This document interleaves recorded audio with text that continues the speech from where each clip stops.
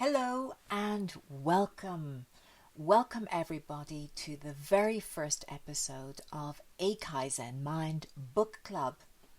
For those of you who don't know me yet, I'm Linda Heffernan. I'm an executive leadership coach specializing in the cognition and the behavior of excellent leadership, and also a trainer in stress management and resilience building, and a trainer in leadership development. I'm actually a cognitive behavioural hypnotherapist too, and I specialize in the stress management for executives and their families. Apparently, according to my clients, colleagues, and family, I'm someone who talks about books a lot. And here's the thing, I'm an avid reader. I have over 500 behavioral science and leadership books, well-being books, psychology books. I actually have over 1,000 other books. And for years I've been recommending them to my clients and colleagues. They know that I believe reading or podcasts, audiobooks, whatever works for you, is essential for developing a growth mindset.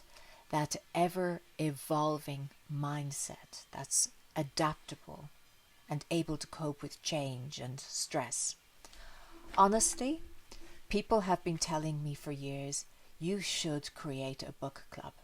You should share these recommendations with more people. So, I finally got round to it.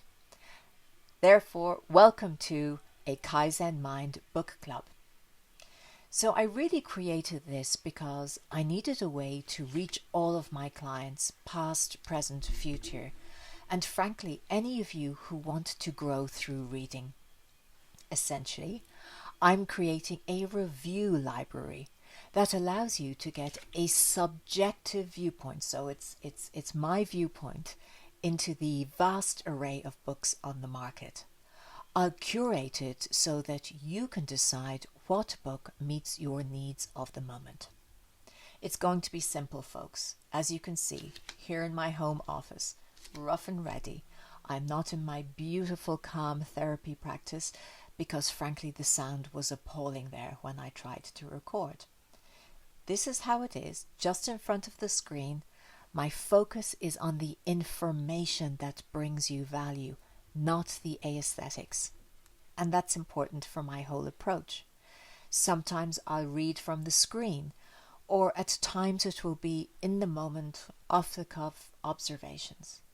But it will always be a thoroughly considered review from my subjective viewpoint. That subjective viewpoint comes through the lens of behavioural psychology and leadership development. And as a clinical practitioner who leads well-being in the workplace programs, we'll also be diving into that territory at times. So, Linda, what can I expect? Well, I'm hoping a relaxed conversation about books that matter. I'm hoping practical insights that you can actually use. I'm hoping real science behind why these ideas work, and hopefully content that sparks your curiosity to keep learning. My clients often hear me saying, curiosity skilled the cat. And that's what this is about too. It's what Kaizen is about. Continuous improvement. One small step at a time. And sometimes that step is picking up the right book. So, first episode, Linda, what have you chosen? I thought about this with so many books to choose from. I had to think, where would the basics be? What would be good for anybody who's starting in this approach, going from the very, very beginning? There is a new book on the market the past 4 or 5 months that's getting a lot of feedback that's very positive. It's on a significant trajectory in terms of sales. I've read it a few times. I liked it. So I chose it to start the very first Kaizen Mind Book Club. Let Them by Mel Robbins. This is a very relaxed opening into how we can choose to influence our own behavior, and let's get started. I've read the book twice, as I do most books, sometimes more times than that. In fact, I often pop in and out of books for years, especially if they're valuable to me, the trainings I give, or to my clients. A quick verdict on this book: it's a solid starting point for managing reactive emotions. A little lighter on the science than I usually like, but that's me, okay? The lightness on the science is actually a strength for busy executives because you don't have time for volumes of behavioral science. A summary of the book. For me, personally, a core concept of this book is that we learn to practice the letting go muscle, that mental letting go muscle. We need to stop trying to control others' reactions, behaviors, and opinions. It's about choosing to respond thoughtfully versus reacting emotionally. And many of my clients will hear me talking about the important distinction between responding versus reacting. One is prefrontal cortex driven, one is amygdala driven.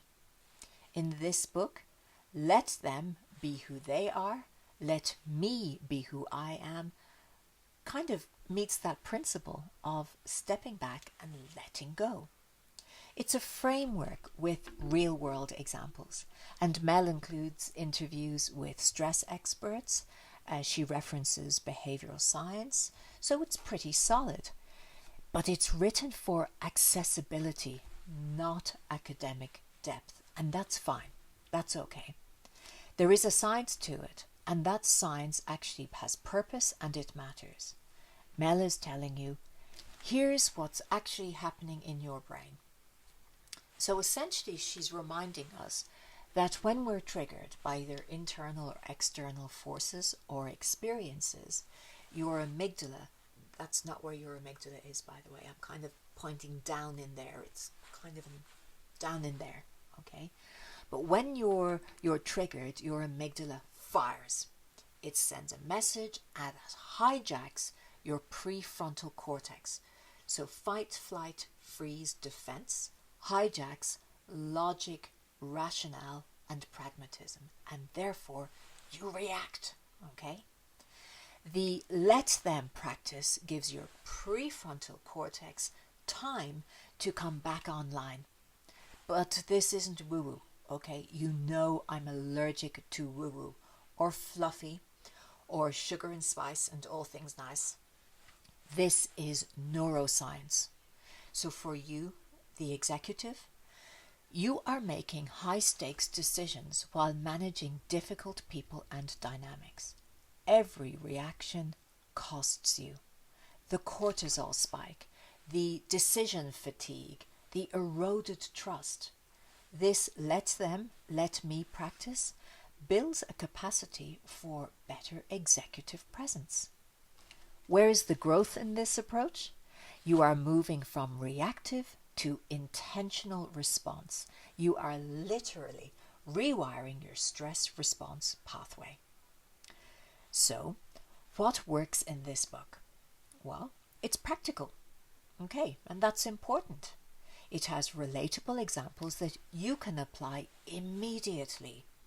It has a clear let them, let me framework, and that's easy to remember. It respects your intelligence without overwhelming you. So there's a strong chance you'll actually finish it because it is a lovely read. And finishing matters more than finding the perfect book. Think of it as Amygdala Management 101. But I have some other thoughts, some honest positioning on the book as well. Let's be clear. This is an entry-level approach. It does lack the behavioural science that some of you may want. You may be a bit more advanced, or that some of you have already learned from working with me. You may want something a bit more. This is accessible psychology, written for a mainstream audience, and Mel has written this for immediate usefulness rather than comprehensive research. And that's okay. That's absolutely fine. Sometimes the best book isn't the most comprehensive, it's the one that you will actually read and implement, because you don't have time for a 400-page theoretical textbook right now. So start with the practice, experience that pause between trigger and response. And once you've got this down, then we can start exploring neuroplasticity, vagal tone, the whole system, the parasympathetic, the sympathetic, the autonomic nervous system. But, folks, you've got to start somewhere, and this is a good somewhere. Okay? Bottom line, should I read it? Should you read it? Absolutely. Okay? Especially if you're drowning in other people's drama reactions. You need a practical framework that you can use today. You want the what to do before diving into deep science. It's maybe not for you if you're looking for rigorous research and academic depth, or you're a little further on in your understanding of how to control the react response.